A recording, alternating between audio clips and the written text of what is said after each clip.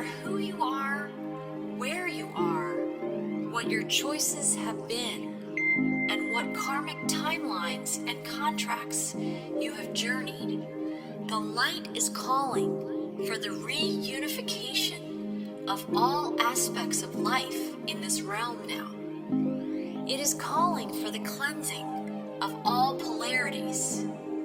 It is calling for the rising of all sacred heart centers now. All are being summoned home to the greater light now.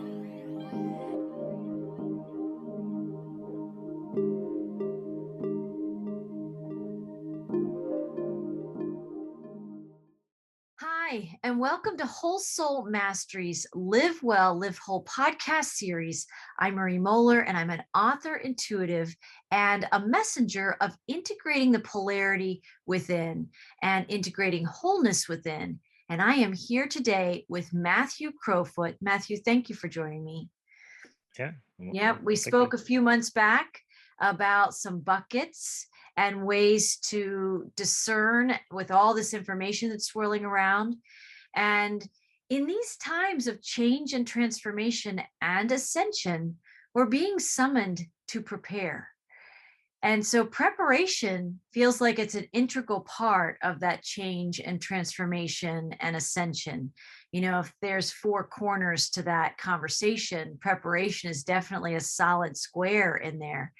And I thought we could talk about today what is going on in our world where we would say, why do we need to prepare? Why are we talking so much about preparation? Why is that relevant right now, right? Can't we just like get back to our lives and, you know, go on our holidays and our vacations? And why do we have to be talking all this preparation stuff? We are here at the shift of the ages. We know we're at the end of the Piscean age and we're entering this age of Aquarius right now. So even if we just seeded the conversation with the awareness of a shift in that, and usually when you shift from one age to another, there's a shift in consciousness. You might need to prepare a little bit so that you could get yourself a little bit up to speed or open to receive the new ways of energy, how that's moving in our lives and showing up in our world. So why don't you start us off, Matthew, by, you know, sharing some of the things that you're aware of, things that are swirling around in the global collective, right? And the experiences of people. Yeah, definitely. Thank you. Well, first of all, I'm feeling this energy. You're just talking about this change in my body right now, just feeling all these great tingles and this high vibration coming in just from this conversation. So thank you first for making space for these kinds of conversations for both us and our viewers. So that's really cool. As you said, I know I'd like to think of it, it's like we're going through the growing pains of birthing a new earth. It's really what's happening, where some people have heard this language of 3D earth and the fifth dimensional earth, and we're actually like moving to a higher dimensional experience on the planet. And can be, if you think about it, like Mother Earth is going through all these changes and it's showing up in really crazy ways, like weather patterns and earthquakes and fires and all this stuff. Um, for like the people, I wrote down a few things here as well. So like civil unrest, like as things change, as our awareness starts increasing, we start seeing more of what's going on. People are starting to realize they're getting divided and they're kind of fighting with each other, fighting with the governments, fighting with everyone, or at least saying, this is what I stand for and I'm not going to take anything else anymore. Right. We see things like supply chain disruptions, either caused on purpose or because everything's mismanaged. We see inflation because everything's based on these central bank systems that they're doomed to fail. Like they're meant to fail, and they're meant to take all the wealth of the people and funnel it to a few people. And then every 50, 60 years, they have to have huge global chaos to reset this. So we're right on schedule for that. That's the only way that they can continue, is to create chaos. Chaos is another one. Mandates, war, cyber attacks. You hear about these things in the news in advance of them happening somehow, as if people know or are planning on creating these things. I'll leave that to your own discernment, the viewer. We have these, climate change narratives and Green New Deal and all this stuff. And if you look at some of that stuff, it's like what they're proposing doesn't provide enough energy to support the people on the planet. So what happens to the people on the planet then if they can't survive with those policies, right? So, and that creates more civil unrest. And we have all the pandemic narratives and all the yanking and pulling, and the science has changed and all this stuff. And so all these things, erratic weather patterns I mentioned too, like with fires and earthquakes and things too, like you'd almost be a fool not to prepare. First of all, there's more than this than just like physically preparing. So we're going to talk today about spiritually preparing, about the emotional, mental side of preparing. Like how can you deal and cope with all this new information, all this chaos in your world? And then physical preparation, and then we'll look at some financial preparations as well today. So So good. those are some of the huge things. So I'm going to throw it back to you with like spiritual preparation. Where do people start with that? Well, I was just thinking, I'm going to answer your question, and this is part of it, is that when you mentioned chaos, because we are witnessing that and experiencing that on some level, even people who feel like they're in a good place right now and they're not experiencing that extreme stress or overwhelm, or we're all being touched by it because we're here. So in the oneness, if even one of us is stressed and overwhelmed and chaotic, we're all feeling the ripples of that.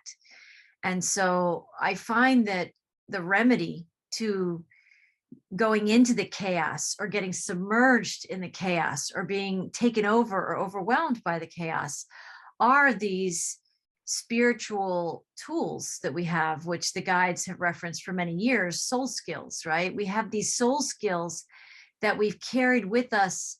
We've definitely practiced and rehearsed this lifetime. They've been emerging, but we also have some, this is the good part. If karma, follows us through time, the kind that you don't want to revisit and have to deal with again. Well, you know what the good news is about this through time energy can't be destroyed, only transmuted. Our soul gifts are traveling through time with us. So if we've been a healer, if we've been somebody who had a deep connection with source or the Christ consciousness or the divine feminine through time, one of the easiest ways to connect through time with the gifts that are trying to find us, with the skills that are trying to find us to re-empower us again, is conscious breathing. It is a first preparation. It's a spiritual preparation. It's a holistic preparation. It's like if you could have one food for the journey of ascension, I would say it's breath. It's prana. It's actually the life force we need. And not everybody can connect at that level. I can say earlier in my journey, I didn't have this language of breathing or meditation. I wasn't in those spheres of thought. That wasn't part of my consciousness at the time. But as I entered my own awakening journey, and I've been peeling back the layers of things I need to let go, or other pieces that need to integrate, or seeking to reconnect with aspects of myself that are pretty amazing, that are gifts through time. Conscious breathing is our unifier. It's what unifies us with the life force we need. It's what unifies us with the higher consciousness that connects us to something more than all the chaos. If the horizontal line of our lives is like linear time, and this is where we can get trapped in the myopic nature of just like reacting. This just happened. Well, now this just happened. And you can have multiple fires going on at one time. And that's kind of our world. Just, if you just process that you heard something in social media or in the news that feels overwhelming, in just another breath, there's going to be more of those kinds of little fires. So when we're trapped only seeing linear time, we're kind of pulled into a world that is calling us all the time to react. And that, we'll talk more about this, but it kicks into that survival mode, all those like root chakra level of responses and reactions. And we feel like we're just tossed around on that linear timeline, not really going anywhere, kind of swimming with the fire, right? Well, conscious breathing is something that pulls you out of linear time.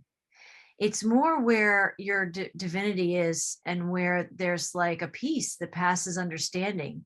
And it's something you may not feel at first. It might take a few days. And when I first started breathing like this, I had about 2 to maybe 5 minutes a day that I could take. But it's amazing what that 2 to 5 minutes can give you 24 hours of peace. It doesn't take a long time.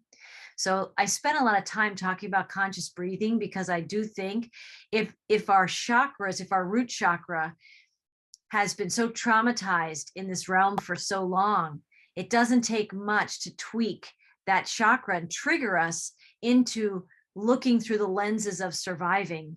Versus when you consciously breathe, you leave that linear time. Now your chakras are spinning in a whole other vortexual way, and you're connecting with a life force, and you can see, people feel this in nature. A lot of people feel this when they get out in nature, and they may not say this to themselves, but when they're out in nature, they're breathing. Maybe they're not having a conversation, they're actually just in their own spirit, and they're connecting with something deeper than what this world is telling them that they are, and that this world is about.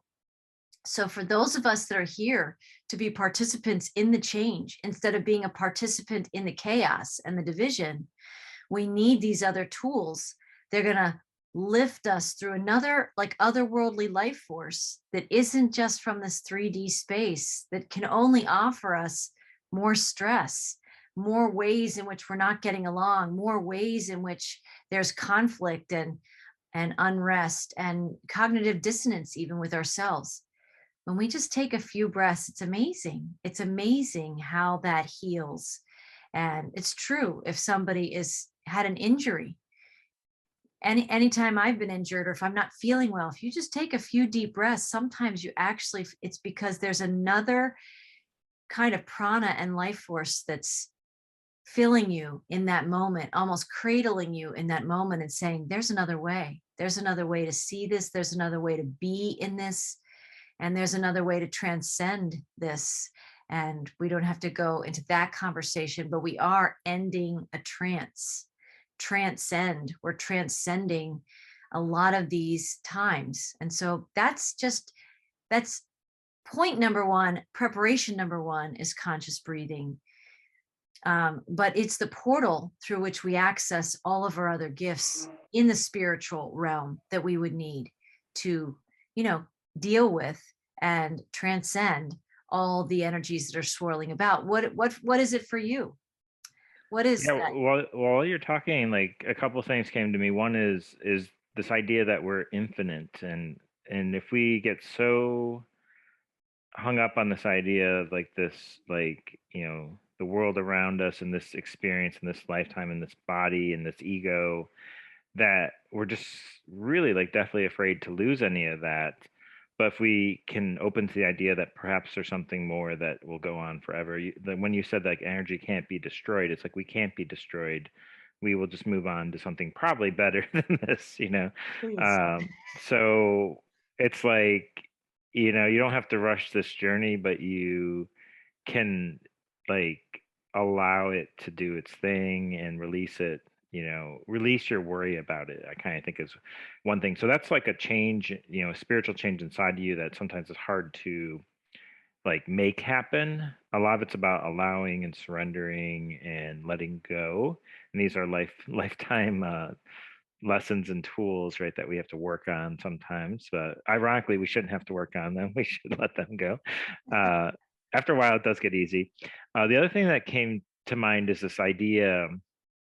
And I used to live in New Zealand for a while, and there's this thing called the mighty kauri tree, this huge tree, the sentinel of the forest, and they're just so rooted and grounded. And the storm comes and the tree will bend in the wind, and that's what we need to do during these times, is spiritually bend in the wind without breaking, and just really connect to the grounding of the earth and bring in that power, that stillness, I think, below us. And you can weather any storm because you're the mighty kauri tree, right? We're not like they try to convince us we're weak and powerless and have no strength or connection to anything, and that's not true. So and we can, it's an exploration, but listening to podcasts like this and other stuff that Marie does allows us to find the breadcrumbs on that path to get back to that connection with God, source, creator. So And like you just said, is it calorie? How do you say that? cowrie. I'm not even pronouncing it right. Calorie.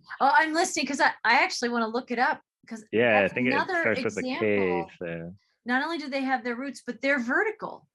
So trees are connected with, it's like, in a spiritual sense, like a source above. It has its canopy, which is like its crown chakra, and it's got its root chakra deep into the earth. And that's the remedy, but it's also kind of the contrast to being trapped on linear time. So when we make like trees, like you just said, we're grounded both ways, spiritually and then in connected the to, yep. earth. And They are the connection from above and below, just like us. So it's Kauri for anyone that wants to look it up. So Kauri. Yeah, I could feel that. And that helps. All these things helped, having these metaphors, these tools. We could just put that one right there, that cowrie tree.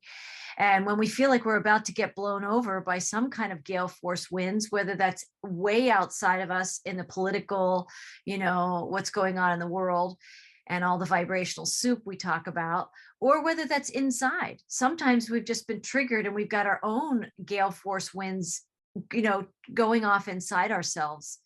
And we can make like that tree, and trees breathe. I mean, they're like living, breathing beings. And I think that's something to just call in, just like we might call in an animal totem to support us or empower us, or, we might want the strength of lion or the clear vision of eagle, or how we might call that in. We can call that strength in from the trees. And I've actually felt that in this winter. Certainly here in the United States, we've watched all these storms. There's been we've had a lot more snow or weather things going on. And I've called on the trees around me, and it's amazing. It is amazing. You can see the winds coming and they're blowing like all of I'm in a very foresty area. So to witness that, and it could be cold and blustery and like there's a lot of energy to that. And but they're still, and they're grounded in their roots, and they let go. And when you're not in that resistance, right, the storms just pass through, and another day comes and the sky is blue and it's pristine. And right after the storm, it's beautiful. The sun always comes out eventually. And I see that the trees are somehow nourished and fortified by moving through the storms the way they do. They're stronger after every one. That's us. Absolutely, yeah. And I like what you said there too, is like the sun always comes out. So having faith in that and saying like, this is just temporary, this too shall change, as they say. Even when times are good, this too shall change, So life is a roller coaster ride. And if you just are trying to hold on to the moment, it's not gonna, you're gonna and that's where the breathing helps, because at that intersection of linear time and your spiritual infinite essence, the breath is the unifier. So when we bring the breath in, we're bringing that infinite nature of ourselves into something that can be overwhelming. And so that's where we are. We can bend and sway in the breath inside ourselves, where we don't attach to the trauma or painful events going on. And it's very powerful. I think that's also, that's definitely a phrase, power back to the people, right? There's those with agendas that don't want people having power again, because it's been very comfy and cozy in a world when many people are sleeping, unaware of the narratives and the stories that keep people small. But that's also what's happening in these times, is we're at the end of the story of humanity's smallness. We're meant to be so much bigger. Yeah. That's amazing. Well, that's a good segue into the psycho-emotional levels of preparation. So we kind of hinted on some of them. Some of them are like tend to parallel the spiritual trials that we have in our journeys. I don't know if we should even split these into two separate ones, but I think we could probably do them together a bit. So you just brought up trauma, and you just brought up kind of like being emotionally overwhelmed. So let's start with that. So, like some of the work I do is actually helping people overcome trauma and limiting beliefs and fears by working energetically with them and their subconscious. And So it's almost like we have all this baggage that we bring to the current moment, and part of our soul journey is to process all that so that we can be more present and more connected to the infinite, I think. mm, And when we haven't dealt with our past and we don't have any tools to deal with the present, we just accumulate emotional baggage. That's why they call it emotional baggage, right? It gets okay. really heavy, and they start, just like the airplanes, the first bag's $25, then it's 50, the third one's 100, and it starts going up exponentially after Hey. that. So there's costs to not processing, but once you can process this Mhm. lifetime and perhaps previous ones, then you can deal with what comes to you much more easily. So I think we're heading into a very chaotic time where, there's not a lot of time left, and things are getting kind of crazy in the world. Now is the time to do your work if you haven't started yet, or if you just started a little bit, get serious about it. That's a good reminder for myself as well, and everyone, right? Everyone needs that reminder, right? Yeah. Because I was talking to my partner the other day, and she was referencing Joe Dispenza's work, and he's got a lot of good insights, and the way he languages it can make it very clear. He talks about breaking the habit of being yourself, Mm, right? And one of his messages, apparently, that I wasn't so aware of was he talks about this energy of familiarity, and we can be addicted to familiarity. We can almost be addicted to the versions of ourselves that we know don't bring us joy, that we right. know are the $50 bag, right? Or the $100, bag, or whatever, that baggage. It's pretty expensive to be carrying it around. And we didn't talk about this, but if we're talking about psychological, emotional, um, the aspects of where we are in our journeys right now, well, therapy. I mean, we can manifest all these things from our thoughts and the heaviness of some of these triggers and this pain and trauma that we're carrying around from this life or another lifetime. And how much do we spend on just trying to feel better from the baggage we're often still carrying, Yeah. right? So we can spend a lot of money and still be right where we were if we do have that addiction to the familiar. And I think these times, which many refer to as the ascension times or the shift of the ages, this time of great change on the planet, it's designed to squeeze us just in the right places. It doesn't have to be, globally, all our whole body temple, right? Doesn't have to get squeezed, but maybe it's just our pinky toe that's the linchpin to our greatest change.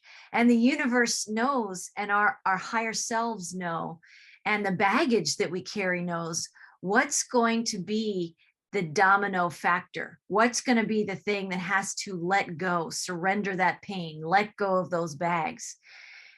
And I often have used the metaphor of a hot air balloon. And, we've seen those where they're grounded with the sandbags until it's time to launch. And then I Mm, guess they toss them overboard, or in movies where there's some kind of drama going on. I forget the name of that movie. There was that great hot air balloon. I can't remember the characters anyway, but it was like a couple years ago and it released, and they were like, it was a story about the first people who flew in these hot air balloons, right? And they were trying to go higher and higher. And then they got caught up in some pretty intense storms and they could have passed. So they had to think quickly on their feet. And they were throwing all the heavy things out of that hot air balloon because they had to shift their position in the sky to get around the storm. Now I think we're just really at a time of, we've already let go of the easy sandbags to let go.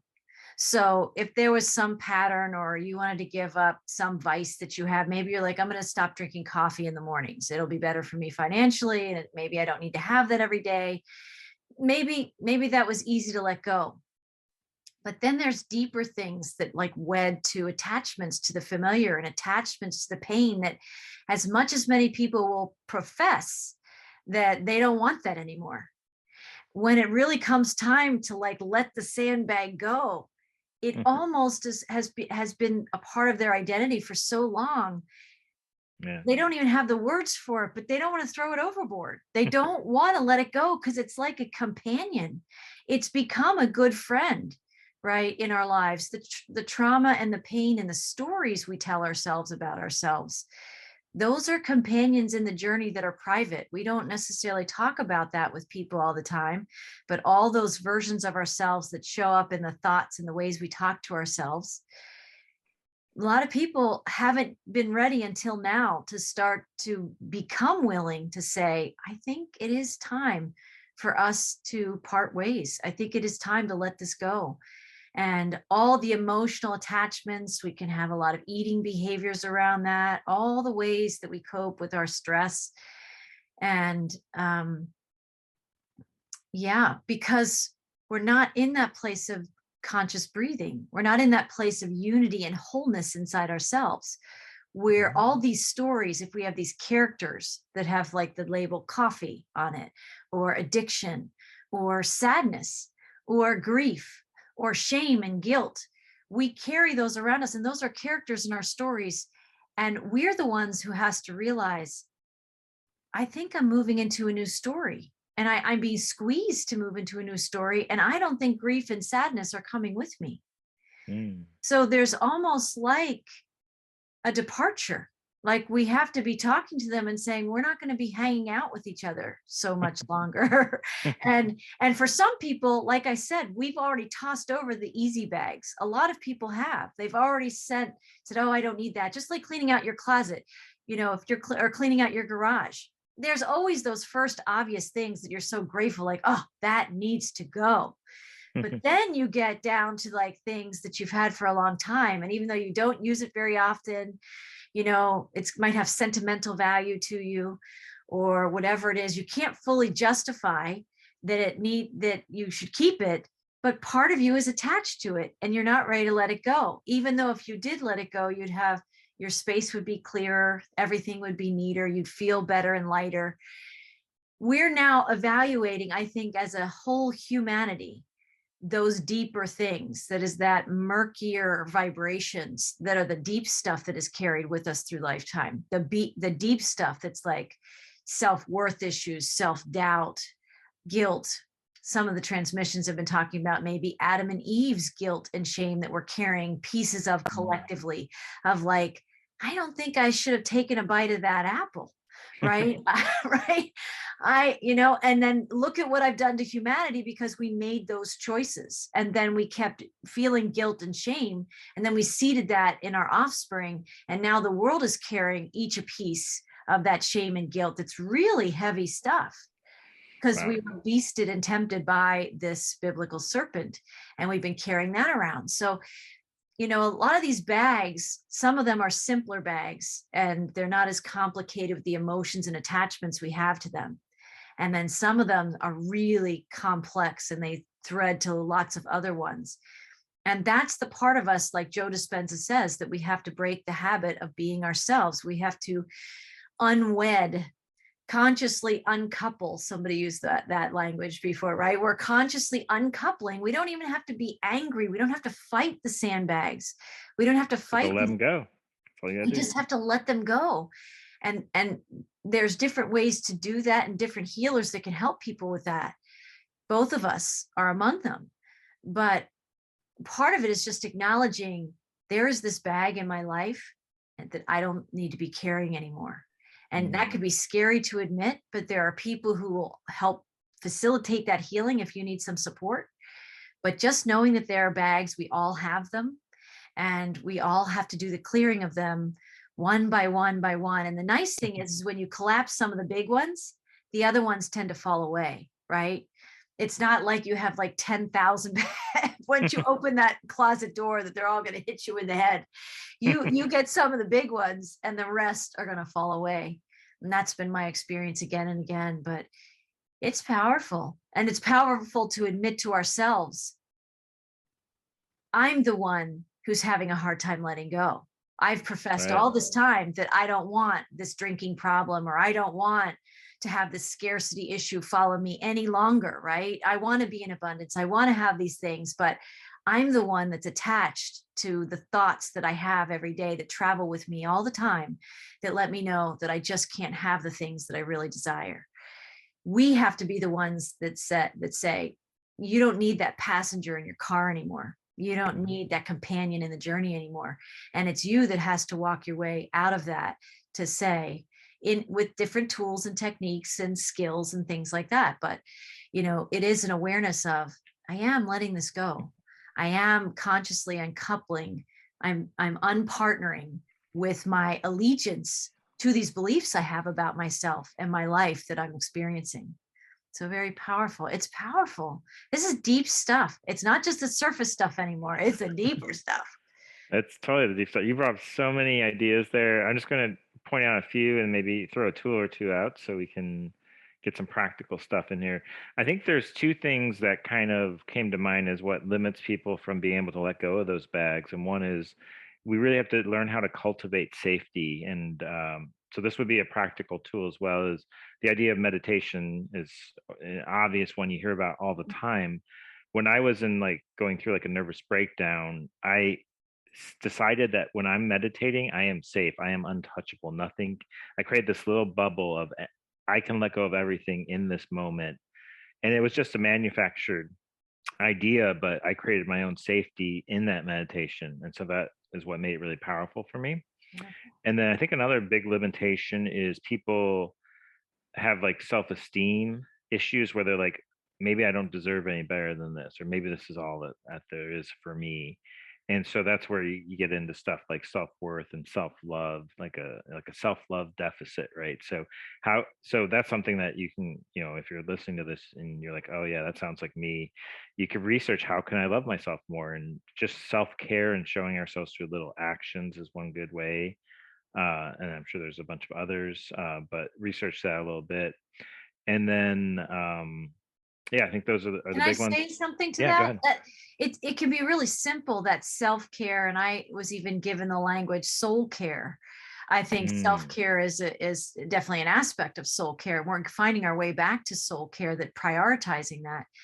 But in a practical way, it can be simple little things. And I have this example that for years I was an athlete and I was doing all these things, and you feel like you're going to be youthful forever, right? And at some point, I could feel like my skin needed something different. And I connected with a friend of mine who sells these Arbonne products. But when I connected with her, and there was this, I had never a lot of people, I don't know, men and women, I guess, clean their face at night and have all these rituals, help the self-care, but I did not in this area of my life or part of my body. So, because I didn't wear makeup. So a lot of people who do things like that, they do have to tend to this from an early age, but not me. So this was an aspect of self-care and soul care that I wasn't paying attention. It was like in a blind spot. And when I talked to this friend of mine, and I ended up understanding a little bit more, and I bought this set of 5 different things that come in it. But it actually wasn't about the products so much for me, other than that I resonated with the ingredients in them and the consciousness of the company, which was another part of deeper in the self and soul care.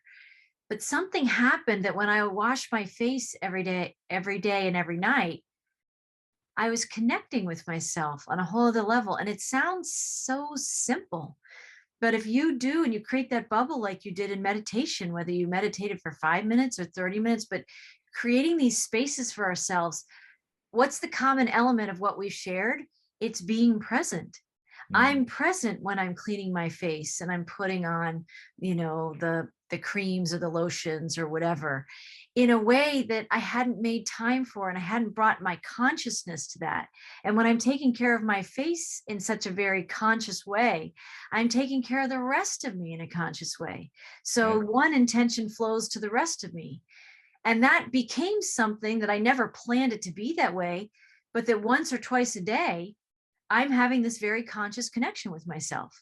And that is also nurturing the physical body, we're going to talk about the physical experience of these things, but that's another way that I nurture myself. And those 2 or 3 minutes I take that time to be present like that pays incredible dividends. So if somebody's dealing with scarcity or lack or low self-worth, something that's lacking inside us, right? Or I don't have the skills, just maybe washing your face and taking a few minutes. It can be that simple. Or brushing your teeth. Maybe not everybody washes their face like I didn't for many years, other than in the shower, right? Yeah. But we all do things every day. So pick something that you do every single day and make it like a meditative practice when you brush your teeth, right? It's like, Or when I you love take your myself. supplement. I'm showing that I love myself by caring for myself. Right? Mm. Exactly. Yeah. So I love that. I think that the two things you point out there is the presence is in the consciousness. This is what transmutes all these old emotions. So you have to have the safety and the self-esteem to say, I'm worth it to do this work, and I feel safe enough to do it. And then when we can sit in the presence with all this pain and all this, like storms, emotional storms, it's hard. So it's a skill you develop over time, and that's why working with people can help bridge that gap. And that's why after you dump a few of those big bags out of the way, you learn to do it yourself. right. And what you're facing is a lot easier. Like, well, I faced all those big bags that now I can do this on my own. Right. So it's really powerful. There's a little bit around the mental aspect that I want to get at just to make sure we cover this area thoroughly. I think information overload or hearing about the scary stuff going on in the world can be really traumatizing and make you very afraid and all this other stuff. So I'm trying to think of like a good tool for that. The first thing that comes to mind is go slow. So like if you're starting to learn about a lot of stuff and pay attention to yourself, you're like, oh wow, I'm starting to get overwhelmed and scared and this is triggering me. This information will be there. I can do it slowly over time. And that's part of the preparation too, is that we can open up our minds to accept that the world might be different than we think and some stuff might not be all rosy as we thought. And if we do it slowly and steadily, we build like a resilience to this so that when new information comes in, we're like, okay, I've dealt with all this other information. I can deal with this information too. And you're just adding like a Lego block on top each time. People that are just like unaware of what's going on in the world have a lot of Lego blocks coming their way, right? And that's why we're encouraging this preparation. Start this process slowly. Start asking questions of people that seem to know what's going on right now, and you can learn slowly, right? So What I agree wholeheartedly with what you just talked about. And I also felt the energy of resilience. The more we prepare and do this work, we are growing and expanding a resilience inside ourselves in ways that when you first start the journey, you don't have the language, you don't know that that's even possible, but you build it. You grow that resilience by stepping up in your journey more consciously. And when you were talking about go slow, I've been saying to myself over the last few weeks, sometimes, and I think this is a message from spirit really, is we have to go slower to go faster right now. If we rush it and we try and push through things or push through avoiding things, whatever, when we're trying to speed up or we're taking in too much information when we're in the beginning of waking up, it can get overwhelming. So that pacing is important. And when we take those conscious breaths, those also are part of the pacing process. And if instead of being like, oh my gosh, did you see this? And oh my gosh, did you see this? And we can almost go into a whirlpool with ourselves. Sometimes just taking a breath, if you notice yourself doing that about anything in your life where it's going too fast, breathing takes you outside of linear time. And you can go slower to really read 1 or 2 or 3 posts or whatever it is that you're learning about. And you can take those parcels of energy in, and then you can actually go faster in your journey than if you go too fast and you get shut down. We don't want to go into shutdown, or where we go into burnout or anything that's similar to those vibrations. And the second thing I wanted to say is that I wrote about it in my book, Cosmic Wealth, but something was streaming through at the time when I was writing that, and it's coming up right now, that we are, of course, energetic and vibrational beings. And thoughts are habits. And they're habits that we've practiced enough that we think that's who we are. But the beautiful thing about habits is they can be changed. And if we think of anything that's in our life, or any sandbags or any baggage, trauma that's in our life, it's actually something that we've practiced, we've rehearsed, we've made a habit in the way we connect with it, or we try to avoid it, or we resist it, whatever that relationship is to that particular thing. We can talk to ourselves in moments when we're experiencing that and we did it again, whatever that thing is, we can just be much more compassionate and saying, I was hearing about habits, and this is a big habit for me. And habits can be changed. I don't even necessarily need to, I don't really want to use the language of breaking habits. Somehow that brings up tension. You have to break it. I think we just have to recognize that we've been participating in the relationship with the habit, and habits can be changed. And habits then are at the level of thought and vibration, and that's where our power is. And so if we're breathing and we're aware that these patterns keep showing up and these habits, we keep living them out and doing them again and again, we get to a point where we can say, wow, I really do have a habit about that. And it's a habit I don't want to continue. Do you know what the difference is about living that habit every day and not living it? It's the choice.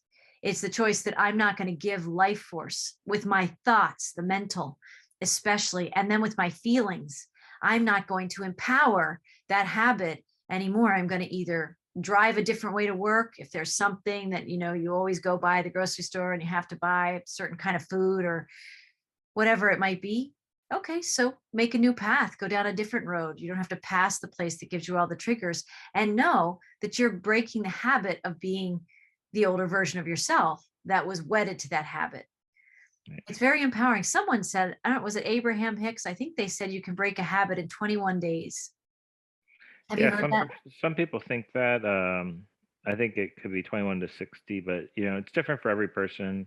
I think a lot of it depends on the emotions tied to it and like the rewards you're getting from having it. But I think making a choice to do something different or changing your focus on something more empowering, or you can kind of say like, am I the kind of person that does this thing, or like I want to not be that kind of person anymore. I'll be a different kind of person. And then make the choices that line up with the different kind of person. Yeah, and that's exactly. where the discipline comes. I mean, you could feel the familiar calling you to walk down the street the same way. But if you're not that kind of person, then, sometimes all these things can just drop off because they're not in alignment with the new identity you've set for yourself. You're like, well, I'm not that kind of person. So, right. So that's like a shortcut to do it rather than the hard way of moving the willpower. So it's just to change your identity of who you think you are.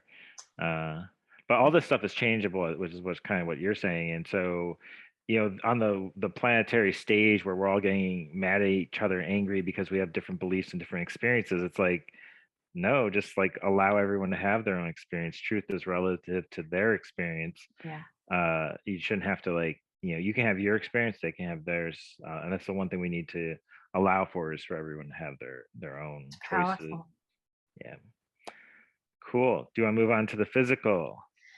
Yes, I just wanted to say one sentence after Okay. what you just said. It's very powerful what you said, is making the choice to let other people have their experience, and then making the choice by freeing yourself up that you're not tangling into other people's choices. You can let them have their sovereign beings.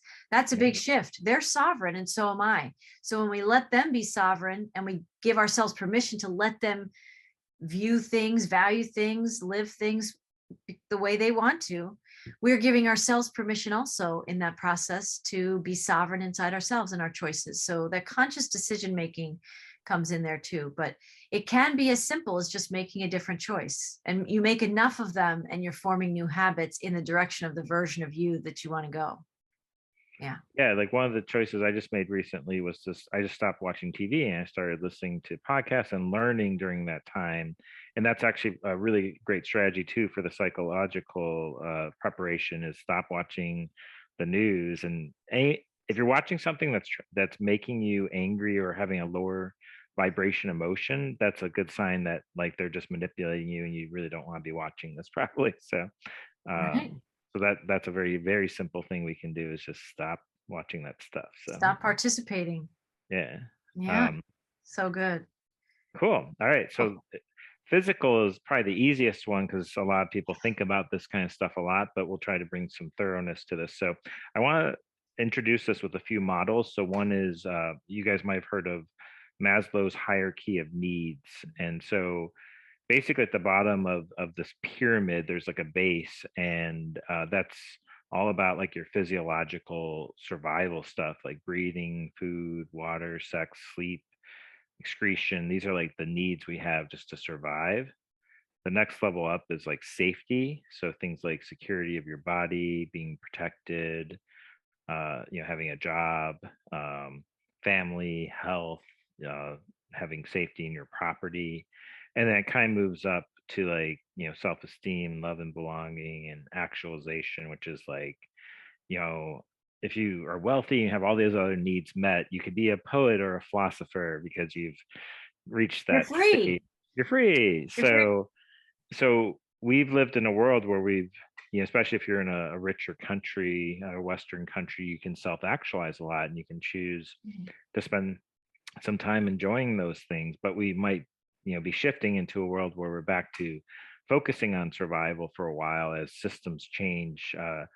Let's say you go to the grocery store and there's no food left anymore, like happened at the beginning of the pandemic, or there's no toilet paper.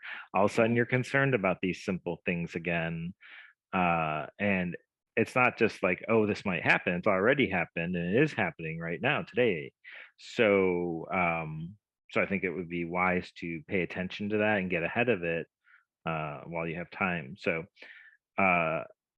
that's just a call to focus on that model. And then I also want to bring up another model, which is like called the rule of threes. So you can survive for 3 minutes without oxygen, 3 hours without shelter, 3 days without water, and 3 weeks without food. And this really brings a focus on this survival. It's like, okay, like we need clean water. We need a plan for clean water. Do you have like, what if the water stopped running? Or let's say there's an earthquake and all the water is not drinkable.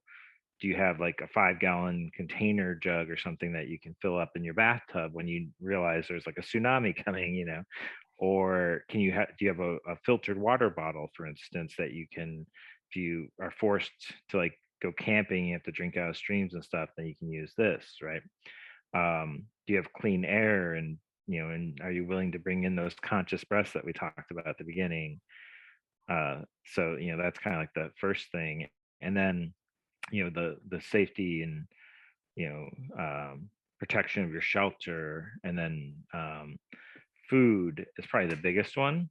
And I've thought a lot about, what do you really need to survive, whatever might come. Food is always the most important thing. I keep coming back to that. It's like you think of all these million devices and gadgets and this and that and the other thing. It's all about food at the end of the day. So having a stockpile and a plan for food for both you and your family and friends and community, because some people won't be prepared, right? So it'd be nice if you could be over prepared. When I think about food, it's great for surviving. First of all, it's great for bartering as well, to trade, because people, they don't care about their worthless dollars anymore. They like, I need food, give me some food. Basics. Yeah, the basics. It's like, I need food and water and shelter. And so so with the food thing, well, I'll get into some stuff that I've chosen to kind of stockpile and like how I go about that. I want to mention one other thing about shelter is just buying like a sleeping bag and like a real cheap tent, on Amazon or something. Right. It's like, it's so simple, doesn't cost that much. And then like you have like a mobile shelter that you can bring with you. Right. So that's an example. Or if you live in a place that's really cold and the heat goes out, you can get in your sleeping bag and set up your tent even inside, right? Or whatever, right? Provides extra levels of that shelter safety. So anyway, so I'll turn it over to you for a minute, and then we'll go deeper into food. So I loved everything that you said, and there's the very physical, tangible things. We talked about the more etheric, the breathing and habits and choices and all those other types of soul skills that are more in the ethers and energetic. And then there's the practical. There's the actual practical of having prepared tools. And I think this was in some transmissions in the last year or two, but Noah, of the biblical Noah, was the ultimate prepper, right? He was preparing. I'm sure he didn't just put all the animals and his family on the ark. He had to probably think about food and water. He was thinking about those things. I'm sure if that was us today, first of all, it's a big step to build the ark. And then the next step is to think about if everything's going to get flooded out and you could, and the ark only handles so much weight, it's just Same thing as the hot air balloon. Like, what's vital that you know is a first preparation item that you would need to have? And whether people use that biblical character of Noah and they can relate to that, or just think about the many storms. We've had some storms where we were without power for several days. I lost power for 2 days recently in the last month or two. And it was on a really cold period of time. And, you think, oh, it's going to be fine. The lights and everything's going to come back on. But like dinner comes and there's no way to cook anything. And over the years, we've had that happen enough times. We even experienced an ice storm back in the early 2000s here, and that ice storm shut down gas stations. So if your tank of gas in your car wasn't filled up the night before the storm hit, there was no gas for about 2 weeks, which means wherever you weren't going anywhere because you couldn't drive far enough to get away from where the storm had hit. So we were sequestered in our house with no heat, nothing, and you get through, but it took actually the kindness of neighbors. Some had power just a few blocks away, and we were lucky, or they had a fireplace, I think. And we came together and shared resources, which I think is also going to be a hallmark of this time. But since I've lived through that enough times, and I'm also from New Jersey, and some people might remember, but New Jersey, Ocean City, New Jersey took a direct hit from Hurricane Sandy. I wasn't living there at the time that happened, but I had family who was, and they were evacuated off the island. And what that storm did is it flooded out the island. And so everybody watched the news coverage because the news hypes it out and shares those things, but then they don't continue to tell the story of what happened to those people. And that's very true of lots of the storms. We get the big news story and then they move on to another story. But meanwhile, those people are still trying to put their lives back together. And I saw in that scenario, people didn't have good water because the bay and the ocean met, and the island was underwater. And so I heard that after that experience, some people bought these big, not just like 5-gallon water jugs. You can buy these, I don't know what they're called, but they're big water containers that you would kind of leave in your garage if you have a garage.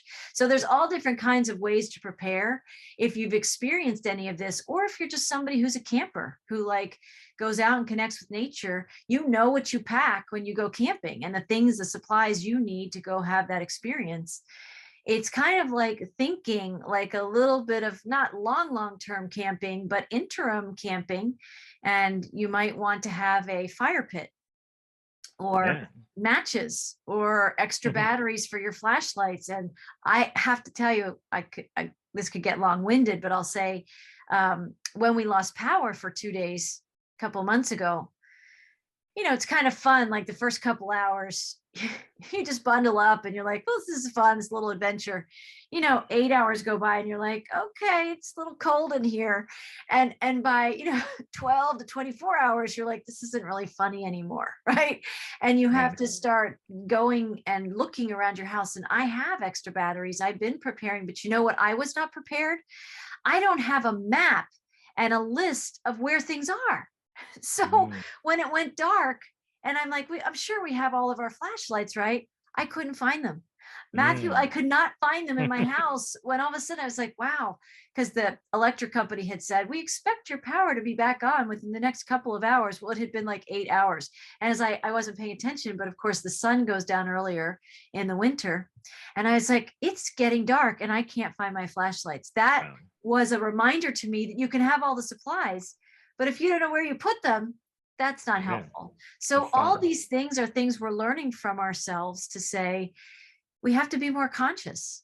And with taking a few deep breaths, that's what I did because it's getting darker, the light's going out of my house. I had my phone, so I had the light on my phone, but I didn't have much of a charge. We were all sharing whatever that battery pack was that we could charge off of it for right? And we all had like 10 or 20%, and then we'd have to pass it to the other person just so we could have a little bit. If I had used my light on that, it would have drained my phone. And that's another choice you have to make. So being prepared means you don't have to make those choices. You don't have to be in the, okay, well, am I going to want my phone in case I need to call someone? Or do I want light so I don't trip over things in the house and I can figure out a way of how I'm going to feed my family tonight at dinner when there's no power?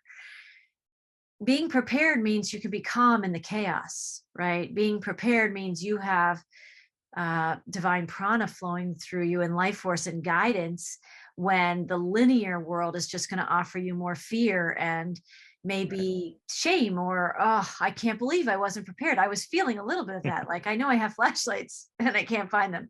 And I did find them. But you know what I did after we got power?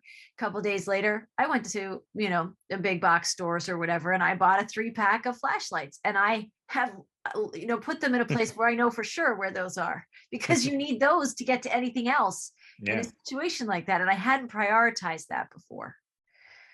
Yeah, lots of lessons we're learning, because we haven't had to be these pioneers in generations, right? Like you said, some of us in the Western world haven't had to forage and hunt and gather our food. It just shows up in the store and we spend a little bit of money and it's always there.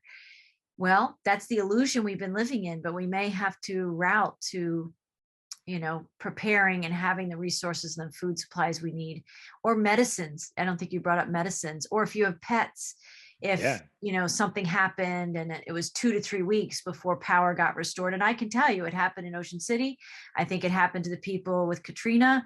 I think it happened to people, I don't know where exactly that was in Texas, but in the last year or so, they had that massive snowstorm or ice storm or something, and they lost power. And it was hard. I saw people on the social media sharing what the media was no longer covering. It's the aftermath.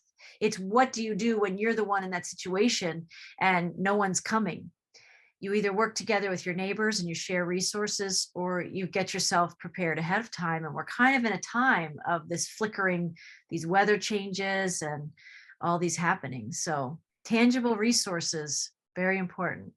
Yeah, you brought up like a zillion things there, and having gone through it, you can really see like where the holes are. So Right? this is an opportunity to go back to the psychological preparation. Maybe you can close your eyes and imagine, what if the power was out for like 3 days? What would I do? Or what if the internet went out? What if it never came back on? Right. What if it doesn't come back? Yeah. Right? And the other thing is, like, we're facing global challenges right now. We're like, okay, well, this little area got hit, but the rest of the country will help out and we'll all figure it all out. But what if the whole world all of a sudden has a All traumatic at event one time. all at All at one one time. time? Then it's like, what do you do? And this raises issues of security too. So learning some self-defense. Some people like to have weapons. I'm not someone that likes to do that, but I'm like, well, I'm willing to tase someone. So I got myself a little stun gun, Right? but I'm Right. not willing to do anything more than that. I just want to disable them and get away.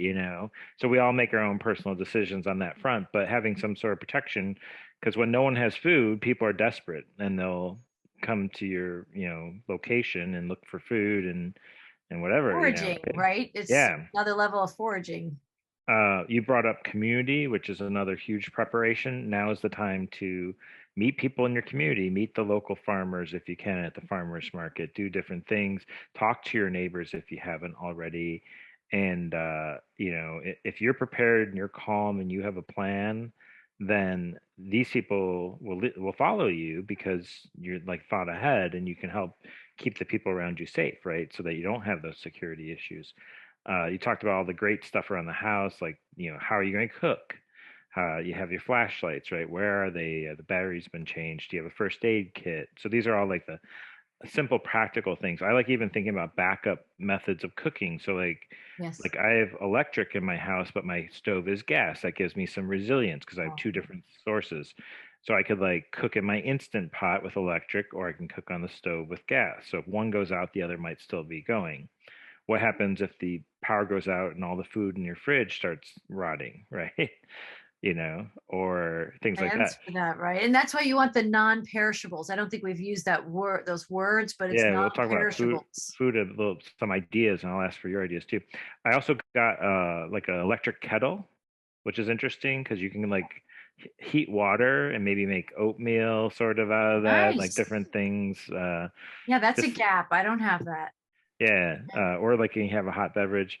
I got a little electric generator that like you plug in, and it's good for powering like the small devices like you had, and it's Yes. got a solar array, so I can actually recharge this thing, recharge my electric kettle, and then cook, Nice. have hot water at least if I wanted to. Ooh, I love those when it's like multi-purposed, right? It can do different Yeah. things. That's awesome. Maybe it'll pitch our tents for Um, us or Having like an atlas or a map in your car, like you mentioned, keeping your paper car. maps. It's like how Yeah. people we rely on all of our devices, but if there was a time where there were cyber attacks or whatever it might be, and all that goes down, right?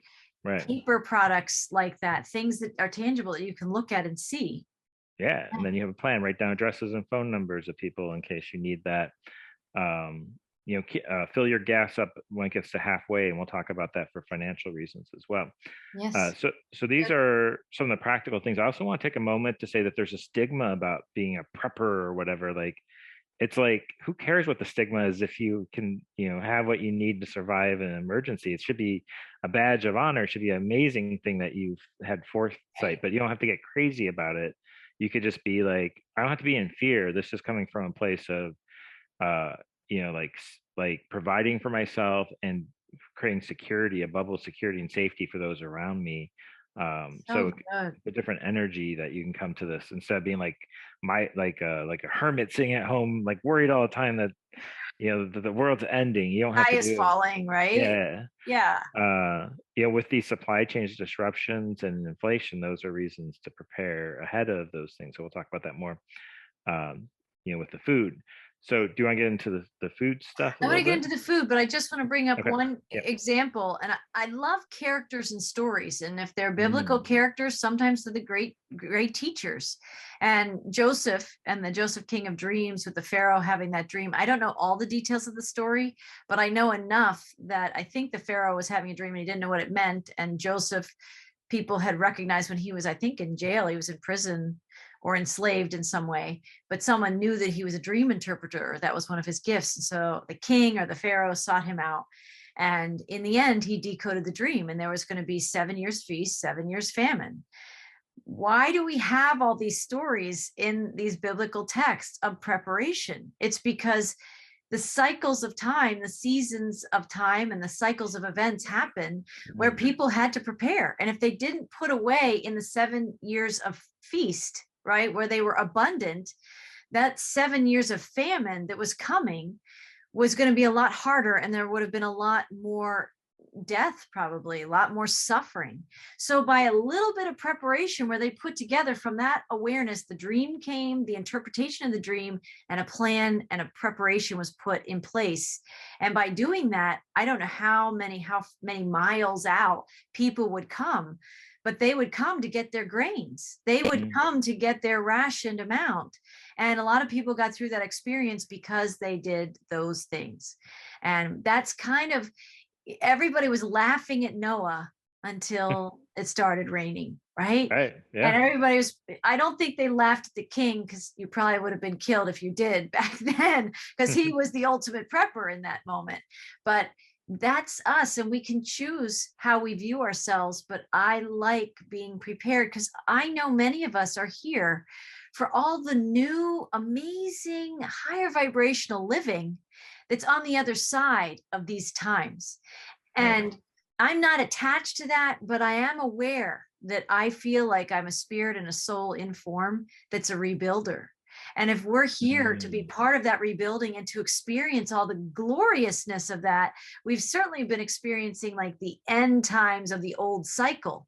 Now we're birthing the new, which you said in the very beginning. It's a very pregnant time. There's these birthing waters. So I just wanted to say that biblical story is they could have shrugged off that dream and said, whatever, right? Guidance was coming. And if people have bounced into a podcast like this and they haven't thought about these things, this is guidance. You don't have to take our word for it, but you can listen for consideration and see if any of this is relevant to you. And if you'd like to have some tools, some resources, some preparation, things that you're putting into place so you can be a calm in the storm instead of adding to the chaos around you. That's the choice that we may see in our lifetime. Were we able to be a calm presence in the storm, or do we contribute to the fear? I love that last part, that you, like, if nothing else, you don't want to be a burden on those around you or add to the chaos. So that's, even if you just do it for that, that's worthwhile. And also your story talks about, like, yeah, the grains, right? And like, having the food prepared. So it's a perfect lead into this next part. Okay. So one thing, it's pretty easy to stockpile carbohydrates, but like it's hard to stockpile like meals or like things that have a balance of protein, carbohydrates, fat, have good nutrition in it. And so, I have a nutritional therapy, certification. So I'm always thinking about like, how can I eat healthy and prepare? Because you can buy like these big tubs of like food that are supposed to last like 25 years. I'm like, what's in those that stuff? I'm not sure. You don't know. They're in the bin, right? Yeah. So I'm trying to think of what's the ultimate like food that you can stockpile that lasts a long time that you can make without cooking or without refrigeration, that has a balance of protein, carbs, and fat, and actually Wow, like I'm on the edge of my seat. What I is know, it? what is this thing? So it's coconut chia seed pudding.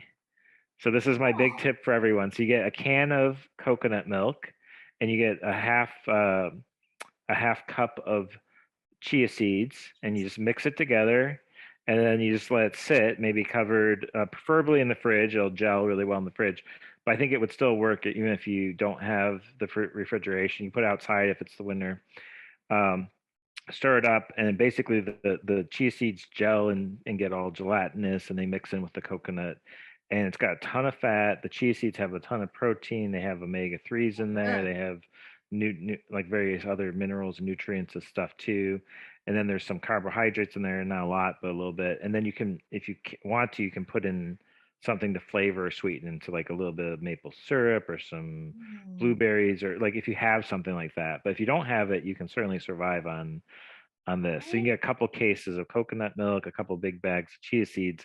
That'll go a really long way to keeping you alive So and good. healthy for a while. So that's one of my big tips. I also like protein's the hard part. So like I have a bunch of protein powder and collagen powder Right. that I've like stockpiled, and then you can mix that in with like oatmeals, or you can mix that in with other stuff. Like the collagen can be mixed into like broths and soups, and it adds a lot of like amino acids to it, and basically stuff to help repair your body. Mm. So that's pretty Okay. powerful.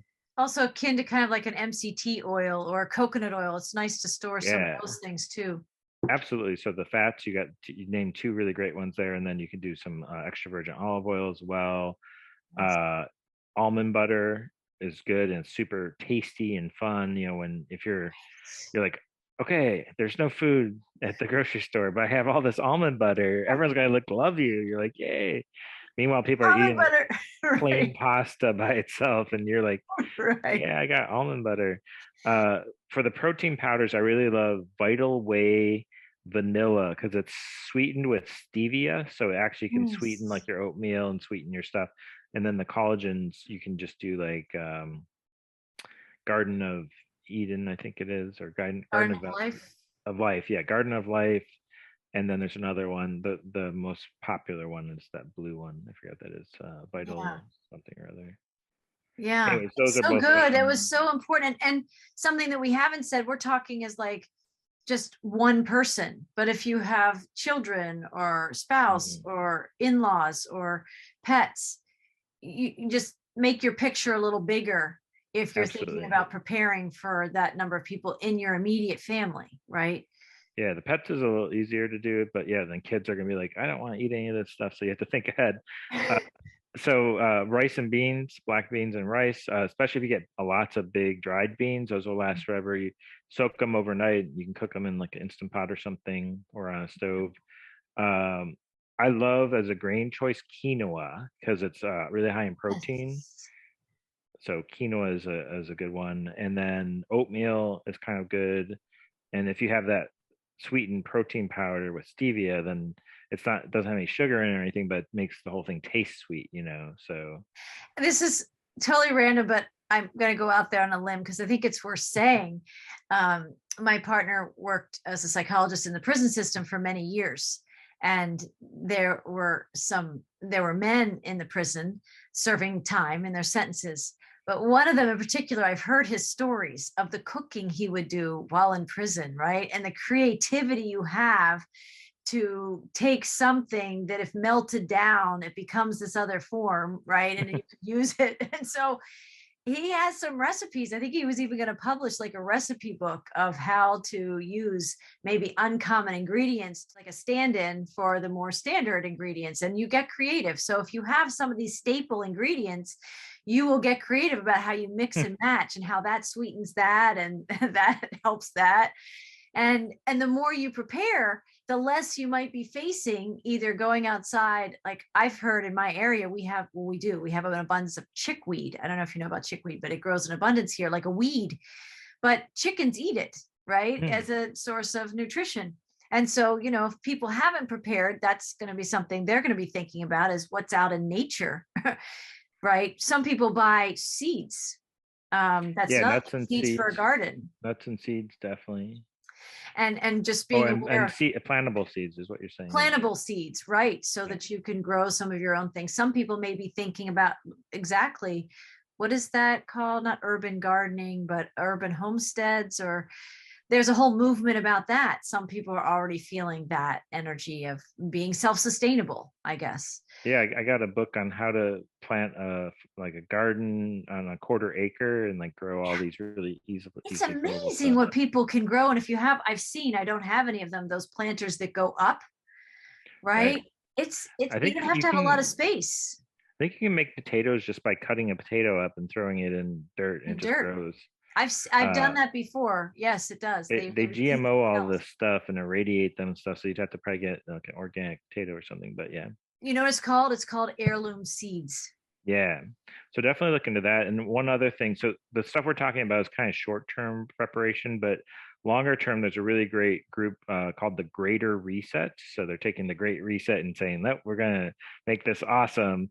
And they're all about. They just did a huge 5-day conference. All the videos are free on their website, thegreaterreset.org, on Odyssey, and on some other places as well. So they talk about, like longer term things like getting your own land, growing your own food, and pretty much getting out of the reliance on the current kind of fascist technocracy system that is every day looking more and more likely to say either are in it or you're out of it, right? So if you don't want to be in that with all the stipulations that they put on you, then you have to learn these old skills and these old things that Maria was talking about that we've all forgotten how to do. And that's another huge preparation I want to mention too, is skills. So invest in your skills, invest in learning things, invest in learning how to do things other than swiping Instagram on your phone. That's not a skill. It's like we need to know how to behavior. It's behavior. Working on your physical body too. Like if you're going to end up in the hospital because you're like, this is something I'm working on. Like I'm kind of gotten overweight during this last year or two, and it's like I need to get myself to a very resilient, fit place so that I don't have that extra level of stress or lack of resilience. I want to be resilient in that area, and I want to be metabolically adapted so I can burn fat, and I won't if I don't have a bunch of sugar and carbs on hand, then I'll be like, oh my god, like is the store open? Is can I go out to eat right now? Or learning how to cook for yourself, that's a great skill. Like if you don't know how to do that, then skills and learning maybe that creativity around a fire pit in the backyard. That cooking camping type foods and being resourceful. These are the things that are going to come back to us, because I also think we've given our power. That's a lot of what we're talking about. We've given our power to a system that may not be for the greater good of all. And when you empower yourself by some skills, not just for your family, which helps you with the preparation and the calm and the storm, but you could help a neighbor. They might not know how to we see people, they made fires from rubbing sticks together. I don't know how you together, and there's things that can make that easier in the prepper movement. Flint, we have those luxuries, or even those little lighters with all these things, but or matches, like you said. Matches, exactly. I think there were matches one time that will light even if the wind is blowing, right?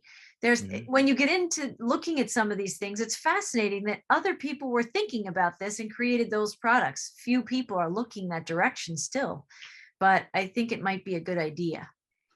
Absolutely a good idea.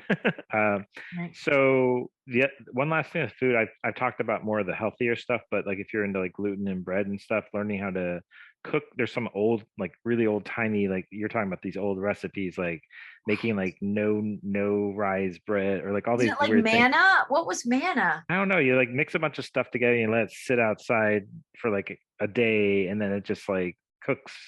Right. No knead bread, I think it's called, is one, but Oh, there's right. other ones. But Interesting. yeah, and be creative. Look for things that last. And then the last point here too is have a bit of an organization to this. So like I was just going through, like I bought a bunch of stuff over like 7 or 8 visits, and then I went through and reorganized everything. Like, oh wow, like some of my almond butter's already approaching expiration. So you want to make sure that you move Yes. that to the front and use it. And now I can just go buy one and not look like a crazy person. And I put it at the back and I keep using it on the Right. front, so, and then I'm ready. So You get a little bit of a system with yeah. yourself, but that is true. I wasn't paying attention to expiration dates quite like I have grown to, because I've seen a lot of food expire, and that's disappointing when you've spent the money and then it's stale, basically. Yeah, exactly. Cool. Any other food or physical tips, or are you ready to move to financial? I think we'll go to finance. I think there's probably lots of things, but I would say, like you mentioned, some brand names of some of the things, the protein powders or whatnot. If people, they might have to get over their hangups about, like, I'm going to type in some prepper words that they don't want to know themselves as a prepper. You just got to dive in, and you can certainly go to like online, the big Amazons and all of that, or there's actually like prepper companies, and they've distilled it down for you, and they run sales or whatever. If you look into that, and there's many companies, it's not just one, so you can look at that. There's also I'll throw a shout out to Wild Zora. They have these packets of paleo freeze-dried organic food. They're really expensive, I have to warn you, like $12 for a meal. But you can basically pour hot water in there and you got a healthy, awesome meal.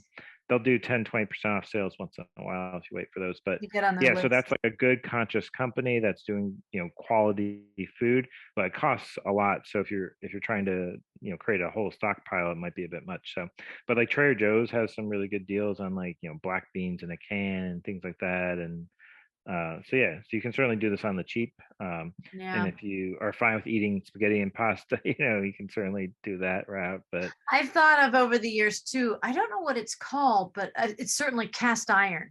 If you're going to have a fire pit, you want a couple of pots at least that can handle fire like that, and a lot can't of our modern cookware. I love that. So cast iron, wonderful. You want to think like the olden days, at least the horse and buggy days, where they had to just pull over on the side of the road with their horses and cook up a meal, right? And it had to cook on an open fire. They didn't have microwaves or all the fancy things that we have. So if you think like a pioneer, if you think like a Native American, if you think about people that for centuries, and the biblical times too, manna, I'm sure they did things that they didn't have to.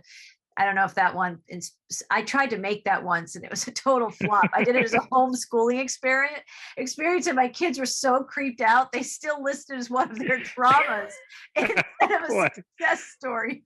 It got all mushy. It almost kind of like liquefied inside. It didn't go well. So, but makes me think about what is manna, and I should probably pull up a recipe for that to maybe have those ingredients in the future. But think about those who have gone before us, who had to live through times like these, and what were they cooking and how were they living, and that can help us. At least it gives you a starting point. And now we have the great wide internet, and you can go and find these companies with a couple of search words at your fingertips, or recipes. And more recipes, exactly. And it ships to your door. At least there may be some delays still because of all the container ships, but again, that's part of the preparation, is being aware of yourself in time and space right now with all these changes. And if you have a thought to get something, seize the day, basically, right? Yeah. And practice these things before you have an emergency. Before you need them. Like, it's like the fire drill, right? It's like, okay, where are my flashlights? Even though you don't need them right now. So right. Marie's homework. So Exactly. That is she my knows what we homework. are now.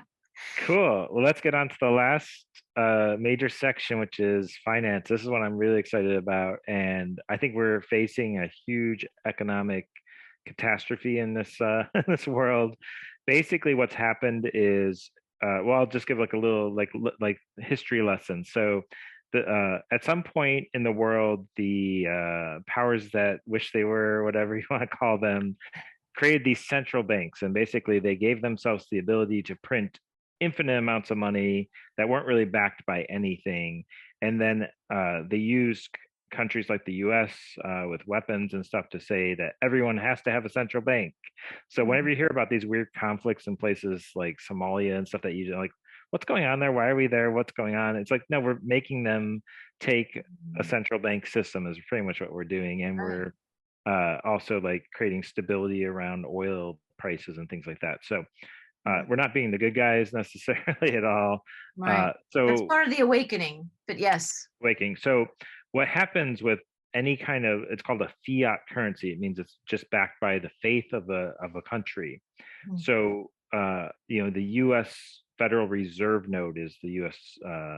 Currency, and it's also called the petrodollar because it's basically all oil has to be traded in US dollars. So we become the reserve currency of the world.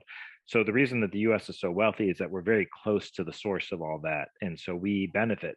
So the people really close, like the bankers, make a ton of money, but just being close to these systems keeps you wealthy. And if you're on the other side of the world and you're really far from that, you're going to be really poor. And so there's no reason that we all can't be wealthy on this planet. But then that would take power and wealth away from the few that have pretty much gotten it. So what's happened over this time is whenever they print money, they lend it to these governments. So over time, it's 100% guaranteed that it will impoverish the entire world. And it's basically like a loan shark. So it's like, well, why can't we print our own money and not like have you lend us money that you just made up out of thin air? Right. So when you can get to that point, that's the problem we're in. So now the entire world is in this problem where every country is really actually bankrupt, and all the people are poor or about to be poor, and so they're printing more money to cover up the problem, and then that creates inflation, which is there's more money chasing fewer goods and services, so the price of the goods and services go up, and at some point the money becomes meaningless. It's like, no, I need the food, I need this, I need that.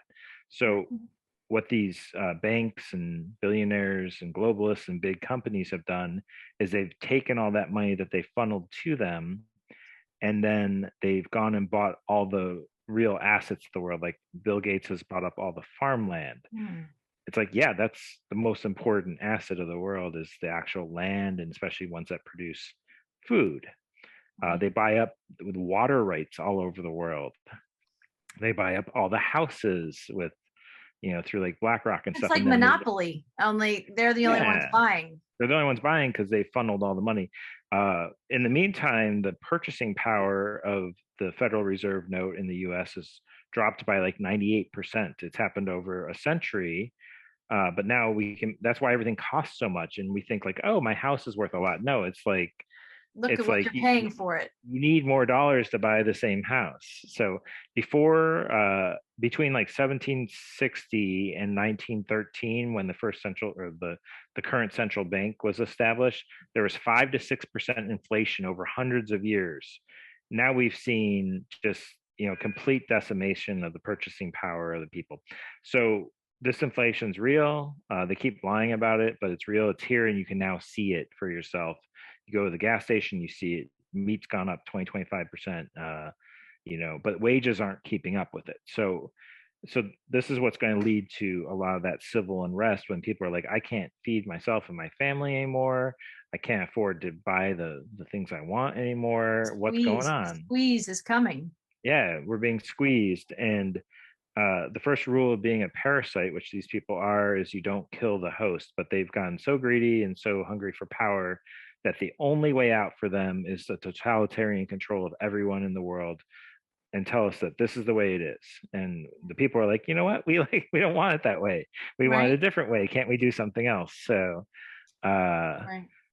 so And that's they have kind of, names for those outliers, which we don't have to get into and say, but they have names for those outliers that begin with conspiracy theorists. That's just the first step. But then there's the harsher yeah, words for people who are not interested in playing into that system and who just simply want to grow some lettuce on their own land, right? I think even in yeah. places they tried to outlaw that and you couldn't grow your own food.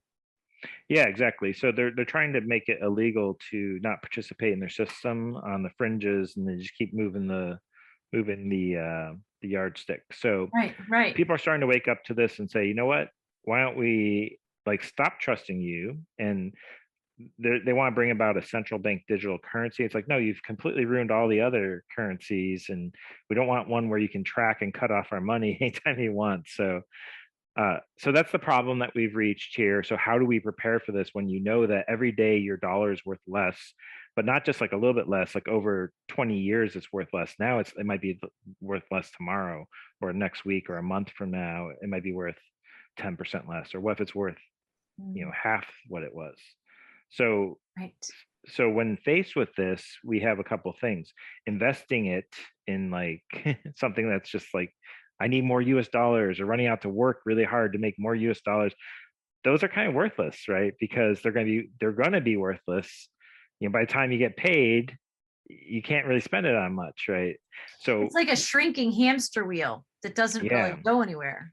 So one of the first things you can do with faced with inflation is learn from history. So look at like what's happened before. Look at places like Venezuela and Turkey right now and see what they're doing and how they're dealing with it. That's always good to see what it's like. The second thing is buy now. Don't wait. Fill up your tank now. Go to the store and stock up now because you're investing. You might get a 20% return on buying everything you need for the next year right now. There's really like little risk at all because you're investing in front of this obvious inflation, which is here. So you're guaranteed a really great return on that. Right. So yeah, think about what would I need for the rest of the year? Anything that needs to be replaced? I need more toothbrushes, soap. Right. Even your car maintenance, if you know that you need an oil change and you put it off, it's kind of the time to get that done so that you have another 3,000 to 5,000 miles. Yeah. If you want a new car, now is definitely the time. I wouldn't do that, but because they can't make them anymore because they don't have the chips anymore. And the other thing is that you might not be able to get the things that you want to buy very soon here. I just had that experience. A car had to go in the shop after an accident, and they were saying to me, what make and model of your car? And they said, oh, you're lucky because of what we had. And they said, but if you had these brands, you had these makes, you'd been sitting and waiting. And the people on the front lines dealing with this, they know the parts aren't coming in. Yeah, and the public is not quite buying it yet. Like they haven't quite panicked yet, but they will notice very soon. Part of this is geopolitical issues with China. They're circling their wagons. They've taken in all of the intellectual property, and they've taken in all the building of everything in the world.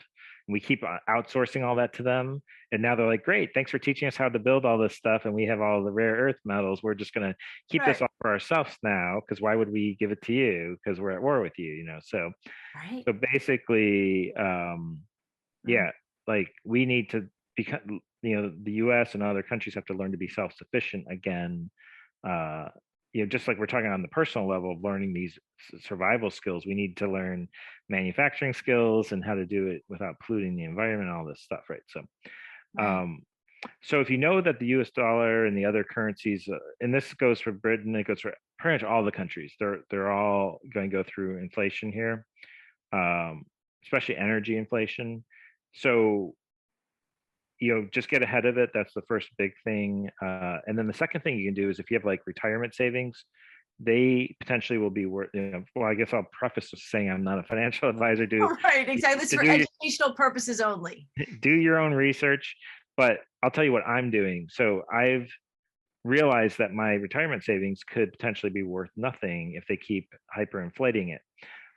Here in the U.S., we just reached $30 trillion in national debt, and it's actually a lot higher than that. There's no way they can pay that off. So the only way they can do it is to print more money and pay people back, or they can default. So instead of defaulting, they're like, we'll print $30 trillion out of thin air, pay everyone back. But unfortunately, the middle class then disappears. We are Right. now extremely poor. Our, retirement savings is worthless. They might buy a loaf of bread or something. So this is like the extreme worst case scenario. Right. But I would not be surprised if this happens in months or years. I think we're right on the cusp of it. And, I think the whole globe will have to get together and reorganize, like a bankruptcy reorganization, and say, okay, we need to return to like sound money principles, which I'll talk about a little bit. So okay, you got these ferns, these Federal Reserve notes that you're like, I gotta get rid of these things quickly because they're just going to be fire kindling pretty soon, Right. right? Toilet paper. So I'm going to spend it now, get whatever I can. I'm going to start giving it away, being really nice to people that really need it because it's going to Yes. be worthless soon, but now it's useful to them. So I'll give tips to people, give that homeless Yes. person some money. And then the big thing is I'm going to convert it to hard money, which is like gold and silver. And I'm also going to convert it to cryptocurrency, which is digital money that's decentralized and has cap. You definitely want to do one that has a cap where they can't just keep making more of Yes. it. It has Just to have like a, the money printing, right? They can. yeah. So Bitcoin has it's in the system that they can't make more than 21 million, and they've also lost a lot of Bitcoins over the years. So Mm. there's a fixed amount. That and the decentralized aspect of it is what gives it value. And the fact that most people in the world realize like, hey, this seems like the crypto that everyone seems to be using. It's got a lot of adoption.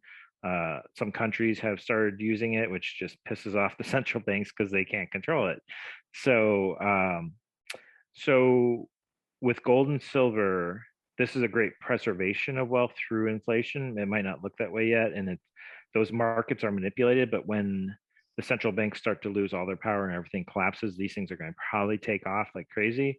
But if Mhm. nothing else, they're a place to kind of put your money and shelter it while the dollar devalues, and then you can move it back into something else later. So if we create another currency, let's say over the next 5 years, that's backed by gold and silver, you're like, oh, I'll just move back to that and I can start using that again. You can also buy land in a house. You can't live in gold and silver. You can't live in cryptocurrency. Right. You can live in a house. So if you don't have a house yet, and you don't want to rent from like the Klaus Schwab for the rest of your life, then now's Right. the time to get a house, get some land, set up those garden beds in the back, and grow your own food, that kind of stuff. So So good. that's a bit of an overview. I want to go a bit deeper on gold and silver and Yeah. crypto, but I'll let you interject if you have any ideas. Just that yeah, I resonate with a lot of what you shared. And these are things that some people are hearing for the first time, and some people are listening and saying, yep, yep. They're there with us and they know what's coming. And those that are prepared, again, can be that calm in the storm, can be somebody who steps up in a kind of leadership and awareness when other people are still struggling and they're spinning in what just happened to me. Right. Right. A lot of people are going to be in the emotions of what's happening and not necessarily able to think through as quickly and easily as people who are a little more aware and a little more prepared. So awareness is preparedness, right? Yeah. And when this awareness came to me, I'm like, okay, I'm going to get educated so I can help other people and spread this message. Yeah. So that's great. So let's talk about gold and silver a little bit. Silver is, I think, kind of like the poor man's gold right now, and it's actually not, doesn't cost that much. Right. Anyone can afford to get a few ounces of gold. Um, I'm sorry, a few ounces of silver, but they can't afford a few ounces of gold. Gold goes for about 1,800 right now for an ounce. Silver is like $25 or $23 for an ounce. It's not that much. So And those are the suppressed values. yeah, and the way they suppress it is the banks can print infinite money, so they created a futures market where they keep like selling short silver and gold, but they never take ownership of the metal when like their future contracts come up. So they basically just throw infinite money to keep it down, because the silver and the gold, if that was skyrocketing now, everyone say like, well, why am I not in that? Instead of Right. this dollar that's like lost 98% of its purchasing power. So they want to keep people from going to this because for that reason. But at some point, if if they lose the ability to control it, it will skyrocket. If they don't lose the ability to control it, it'll probably still hold its value at least through this time. Right. So putting a portion of your money there, you still need some money to like, currency to like live your life. It's hard to live your life with gold and silver, but if we reach a meltdown stage with, need to prepare, then bartering with like, so like old silver constitutional coins printed before 1965, like Yeah. little old quarters and half dollars and stuff, they have a lot of silver, 90% silver. So people might start bartering with that, or like little 1 ounce silver rounds. So there's some online versions of silver. I would say stay away from those. Like SLV and GLD are like funds that are supposedly backed by silver and gold, but they only have like a portion. They have very sketchy rules. So that's kind of like fake silver and gold. I wouldn't do that. Here's a few simple practical things to look into if you want to do this. If you have retirement funds, you can actually create a gold IRA where you can put gold, silver, and other precious metals in an IRA. Wherever your current custodian is, wherever your IRA, 401k, whatever it is, you can move it to another company that specializes in holding physical silver and gold. There's usually some marketing companies that will make this really easy for you. If you just search gold IRA, there'll be a bunch that come up. Try to find a reputable one, maybe read some reviews first. Basically, you just set up a transfer form from your current place to the new place. You can sell off any stocks or mutual funds you have in your account. So you have a cash balance. You would move that over to the new custodian, and then whatever the marketing company is would help you purchase silver or gold. So you can do like 50-50, or you can do like, I would do like 2/3 silver at this point. And they'll buy real physical silver for you, and they'll move it to a vault location, and then hold that for you. It's a rule by the IRS that it has to be managed by a custodian. It can't be at your house, and it's got to be stored in a vault. There's all these rules. So these companies know all the rules, and they'll make sure you're good. So let's say we have hyperinflation over the next 10 years, then you'll be like, oh, sweet, I got gold and silver. That's real, physical, and it kept up with that inflation. And I can now sell that and go back into the stock market maybe when things stabilize in the world or whatever. You can keep some stuff, in other assets or in cash if you really want to, but really do your research on that, because we're reaching a really unique time, I think. So the second thing you can do is buy gold and silver and store in your house. Silver is really heavy, but it's good for that. I think everyone should have a little bit of silver in their house at least, and you can buy that from, I like SD Bullion. There's a company called JM Bullion. There's another one called Money Metals, and then ApeMex, I think is the other one. Those are the big ones if you just do a search. Some states have taxes, so like in California, there's like a $1,500 minimum, or else they have sales tax. Make sure to buy at least the minimum, because paying like 5-10% on top of it would be It's painful. Yeah. So just make sure to get past that threshold, and then also think about how you're going to store it safely in your house. Just hide it somewhere, stick it in a box somewhere, random. Pretty much is probably the best bet. The other thing with this is there's premiums that they charge when you buy physical metals.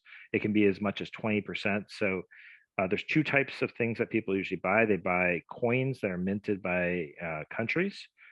So like silver eagles are minted by, the U.S. Mint. Canada has maple leafs. Britain has a couple different styles. These are kind of fun, but you pay a premium for those, but they're always pretty well respected. They're not counterfeited as often. And so the second thing is rounds, which are printed by private mints. They're just basically an ounce of silver with some sort of design that someone printed up. These are usually just seen as, we can melt this down for whatever the spot price of silver is on the. Right, you're not attached to the image on the coin in that sense of the rounds. Yeah, and the rounds, the silver content. Right, and you might have a really rare one that everyone seems to want because it has a cool design. And it can be fun to collect these things too. You can also get silver bars that are 1, 5, 10, or 100 ounce, or even kilo bars, which are about 32 ounces. So some of the bigger ones are hard. There's less of a premium, but they're harder to sell. So if you have a 100-ounce bar at home and you want to buy a loaf of bread, you can't really do that. So no one has change. Yeah, no one has for you. change, exactly. So, or if you have an ounce of gold at home and it's like, here's $1,800, I want that bread, and I'll take a Right, donut, and I'll take this. So right, think about exactly. these things, And what you being would, practical, and when yeah, you get into and you do a little bit of searching and educating yourself, you can be more conscious and you make these choices. Like, how would that feel if I was going to get that loaf of bread? What would I want in my pocket? yeah, Um, exactly. And are you willing to trade this for like some silver? You might have to convince people like, yeah, this is going to have value. right? Uh, but if everyone starts doing it, then it's like, yeah, you're good to go. The other thing is storing. If you want to buy a bunch of physical metal, I wouldn't recommend storing it all at your house. So you might want to find a free state near you that's not too far away, or hopefully you live in a free state. They have depositories that you can rent space at, or some of these like SD Bullion, like I mentioned, they actually have their own depository. It's like insured, it's vaulted, everything, right? And so you buy it, and they just move you into like another vault with your own little bin or cubby with all your stuff, and they send you like invoices each month showing you what's in there, and they'll charge like a fee to store it, which can be a little hard to swallow. It's like, why do I have to pay for you store it? But they're insuring it, they're protecting it, all this stuff, right? And I'd actually recommend putting it in a few different places if you can. Like your IRA could be somewhere else, and then Oh, if you have a little bit not at home, all in one basket. yeah, and then one at a place you can drive to and get it out, or check on it if you need to, that kind of stuff. And then the last thing in the gold and silver realm is there's a site called onegold.com. And so what I really love about this is you can place an order and instantly procure a portion of physical gold or silver. It can be stored in like Canada or in like Singapore and like in the US. And what they have these humongous bars. So they buy like huge portions of silver and gold, they vault it, and then you own a portion of that. You might own like 0.003% of this bar, or maybe like one full bar and a little bit of another bar or something like that, right?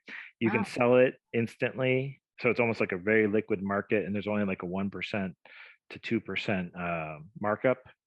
They do charge a small fee to also store, because you have to pay for Mm, part of the storage fees, but it right. tends to be less than everywhere else.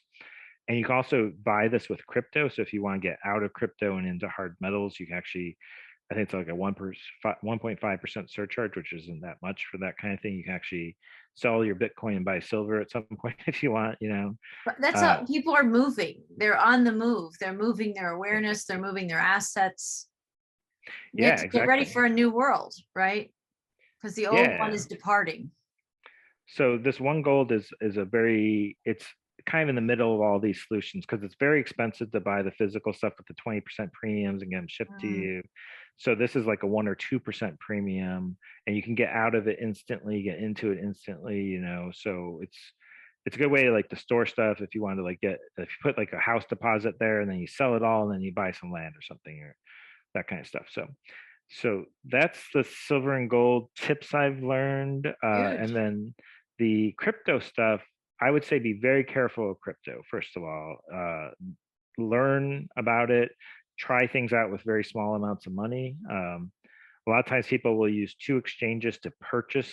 If they don't know what they're doing, they'll use Coinbase.com and Gemini. They'll buy some crypto and then it's stored at those places. Uh, there's all kinds of crazy cryptos out there. I would stick to ones that you've heard about that are like big names. So like Ethereum and Bitcoin are the two biggest ones. You know, if you want to go a little bit deeper, you know, There's a stellar I lumens almost that a wouldn't. lot of people don't know about. Yeah, There's a XLM is a stellar good one. lumens. I have some of those. And what's cool about stellar lumens is that you can, and I'll let you talk about this because you know more than me, actually, Marie. But you can. It's all about transferring between different currencies with the stellar lumens. So it actually kind of puts your money in a place that, like, okay, let's say the peso is doing really good because they're a free, open country now, and everyone, all the equities fleeing to free places to do different things because there's all these restrictions in other places, right? So having XLM allows you to not have to decide on a specific currency. You can actually kind of hold it in crypto and then like move to something else later if you want. So that's kind of cool. There's risk to having Coinbase hold your crypto. The As a government could come wallet. in, yeah, Yeah. as a wallet. They could just take all your stuff. You know, we've seen places like, you know, what is it, GoFundMe, just like stealing people's freeze money. assets. Yeah, And freezing not assets, giving it to PayPal. So we've reached this really weird fascist place where you like your money could disappear from, also get out of big banks and go to small credit unions, obviously. That's another big one. So you can have a thing called a hardware wallet. There's a thing called the Trezor is a good one. And you can transfer your money to this hardware wallet and then make a backup of it using like certain keywords. So that's a good idea to do if you're serious about this. If it's just a little bit of money, I wouldn't worry about too much, but just ask yourself, what if the government's told Coinbase to freeze all your crypto assets, or that's now illegal and that they're just going to seize it? What would you do? These are good questions, right? Yeah. So if you have it in your own hardware wallet, you can say, I Like don't your own care what you bank. say. I'm going to pay Joe, the farmer down the road, with my own currency from my own wallet. We To only his need the wallet. government. Yeah, to his Right, wallet. exactly. It's person to person. That's I think the other appeal. So these are on ramps into the system, but you don't have to stay there. You can, there's other exchanges. If you're into like stock markets and stuff, you can actually, it's a lot easier to buy and sell this stuff for less fees. You can exchange one crypto for another, all these things. But keep it simple. You can just buy a little Bitcoin and that's it. Or you can buy a little bit each month or each week or whatever. The prices seem to have dipped a bit and now they're starting to go up. So now it seems like a good time to get in. I do think they'll go up higher, but again, I'm not a financial advisor and no one really knows. But everything that I look at seems to imply that some people will move their money there. The other thing is I think of crypto as a short-term thing. Like it's a chance to get outsized gains while the old system like falls apart, but then that system could crash at some point too. So It might if just you be do, a bridge. it might be a bridge to get some money together and then buy something real with it. So like physical gold and silver, or a house, land, stock up on some more food, buy tools, buy like stuff you need, invest in a business, invest in your skills and knowledge, that kind of stuff. Very powerful. It's all Well, those things. You did all those things. such a great job of like a bigger picture, and it would be fascinating to have more podcasts about any one of these things. Like for instance, someone who I'd love for you and I to have somebody on the show who did buy land and they're building their tiny house and Yeah. learning to be beekeepers, or the things that people do, right, to grow a new economy for themselves, but also feed their family and get out of the trap of the never ending or certainly 30-year mortgage type scenario. So, and if your money's going less far, right, that's continuing to happen. And so when you have more of what those assets are that you paid for your land, maybe you have, I know people who buy in other countries, like if they're here in the States, they might buy in South America, right? Or other places, but being smart about making your money go farther, as right now its buying power is shrinking, and people who are paying attention are right on the leading edge of that creation story, and we're listening. And so a lot of my time I've invested in myself, probably a lot over the last 20 years at least, learning how to do things myself. And one of the things, I haven't been into learning about crypto, it just was not on my radar screen, but it's come into my radar screen as the world keeps changing. And a couple of nudges, I would say, from my guides to pay attention, to learn, at least learn more. And there are people who are there's podcasters about anything and everything you can find on the web, right? People who are really emotional, in my personal opinion, talking about crypto, like, you gotta buy now, right? I'm not like, that car salesman type energy of like the pressure. No, I like to listen. I like to listen to some people. And one of the people, her name's Lynette Zhang. I really enjoy her. She talks about listening to what the smartest guys in the room are doing, and consider doing that smart thing for yourself. We don't have to reinvent the wheel, but we do need to discern who we're listening to. So some people listen to people who are like, buy now, and they get in when it's high and they get out when it's low, and they lose a lot of money, and they say crypto's bad. If you do it those self-defeating ways, it won't be a positive experience. But if you take a little bit of time, listen to some of what we're talking about today and pick a slice of what we're talking about and choose to get a little more educated. Number one, you're learning a skill for yourself and your own empowerment. And number two, you're learning a skill for other people who might need to know about these things. Obviously, you can share about these things, and I can some too, because we've journeyed this, right? We've journeyed this.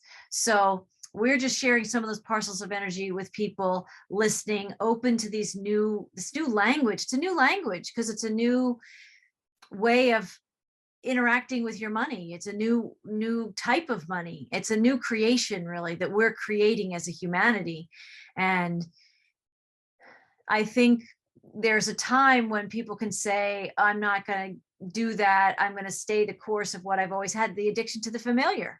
Some people will say, whatever they're saying, the dollar's not crashing, right? I learned the language. I didn't know that all fiat currency has like an expiration date. I didn't know before that most paper currencies have about a 40-year lifespan.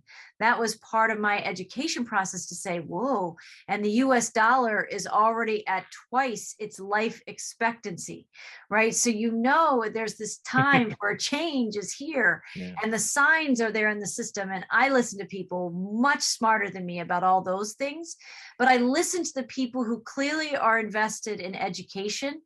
And they're not always, not to say that they might not sell a product, but they're not pushing the product, that they know if you understand what they're talking about, it's a natural decision to want to either buy from them or buy from somebody else.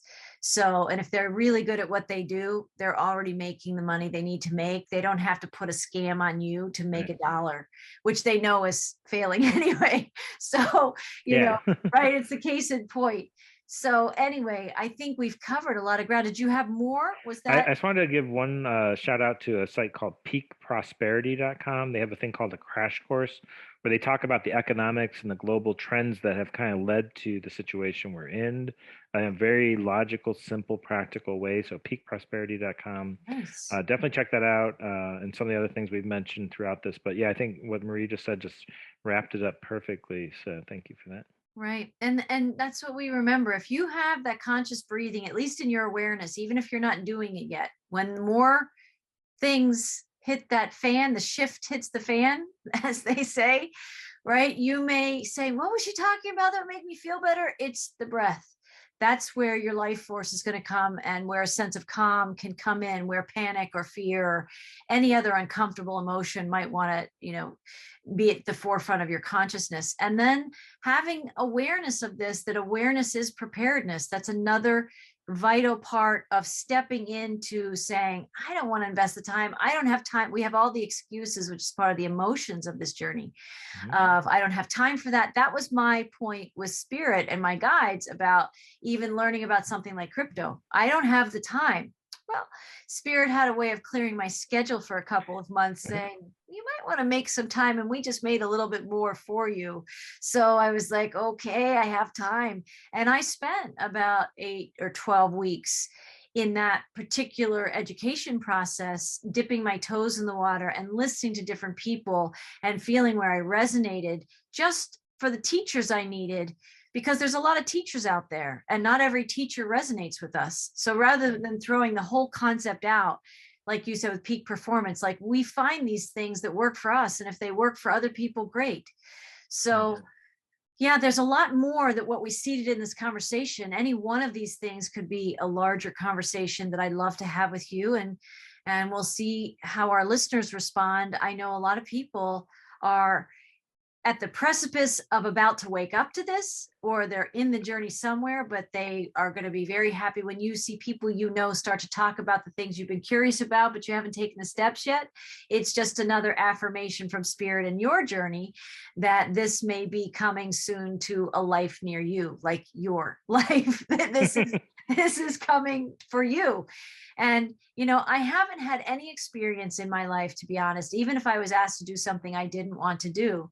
If I realized that it was mine to do and I let go of the resistance, it actually became like an adventure. It actually became something that I cherish now. But at first it was the thing that I was like, I'm not doing that. So we empower ourselves when we choose consciously and we grow our awareness and we step into experiences knowing that if we create something we don't want, we just uncreate it and we create something else. So I think there's a saying that my partner often quotes, anything is possible and nothing is permanent. Nothing is permanent and anything is possible, I think is what she says. And that's true. And so we also need to let go, in my opinion, the fear of taking action steps, because we might think, what if I make the wrong choice? So you buy a can of beans today and you really meant to buy a bag of rice. Okay, so next week, go get the rice. It's okay, right? Yeah. So this is beautiful. Thank you. It's a little bit longer of a podcast, but we covered a lot of ground.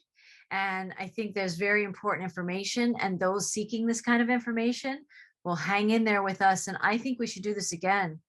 I think we should do this again, Matthew. So, we'll be back to be continued. And if people are engaged in this and want more, put some things in the comments section and we'll include that the next time we talk. Cool. So until next time, you can find me and a lot of these videos of Color the Magic on YouTube and other social media. You can find me at Whole Soul Mastery. And where can they find you, Matthew? Yeah, if you'd like to try some of that subconscious empowerment work to work on the psycho-emotional levels and the trauma, you can find me at habitualhealth.com. Habitualhealth.com. Perfect. Well, we'll see you next time, everybody. Blessings in the journey. See you.